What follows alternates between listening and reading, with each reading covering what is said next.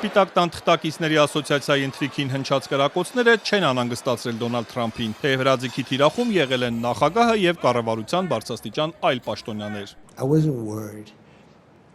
I understand life. We live in a crazy world. Ես մտահոգված չէի, ես հասկանում եմ կյանքը, մենք ապրում ենք խելագար աշխարհում, CBS News-ին տված հարցազրույցում ասել է ԱՄՆ նախագահը։ Հարցին թե ինչպես է ստացվել, որ գաղտնի ծառայությունը սրահից առաջինը տարհանել է փոխնախագահին, ոչ թե իրեն, Թրամփը պատասխանել է, որ ինքն է ընդդիմացել, քանզի ցանկանում էր հասկանալ, թե ինչ է կատարվում։ Կասկածյալ Քոուլ Թոմաս Ալենը միջադեպից առաջ մանիֆեստ է ուղարկել իր ընտանիքին, նշելով, որ թիրախում եղել են Թրամփի վարչակազմի անդամները ամենաբարձրաստիճանից մինչև ամենացածրաստիճանը։ CBS News-ի լրագրողը Թրամփին խնդրել է մեկնաբանել մանիֆեստի այն հատվածը, որում կասկածյալը նշում է, որ այլևս պատրաստ չէ թույլ տալ, որ մեջբերեմ մանկապիղծը, բռնարարը եւ դավաճանը իմ ձեռքերը կեղտոտեն իրենց հանցանքներով։ Ըստ էության հղումանելով սեռական հանցագործ Ջեֆրի Էփշտեյնի հետ ԱՄՆ նախագահի ենթադրյալ կապերին, Թրամփը զայրացել է եւ ամոթանք տվել լրագրողին։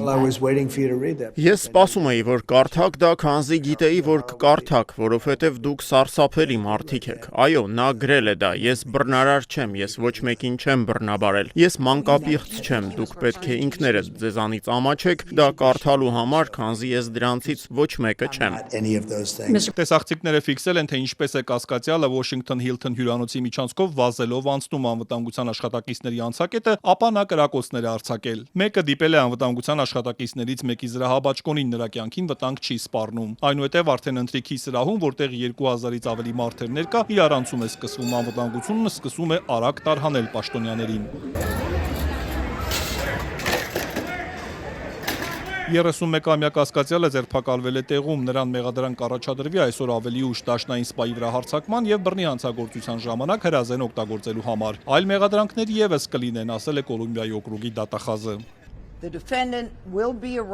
Վստահաբար այս շատ փոփոխական իրավիճակում մեզ տրամադրվող տեղեկությունների հիման վրա շատ ավելի շատ մեղադրանքներ կառաջադրվեն։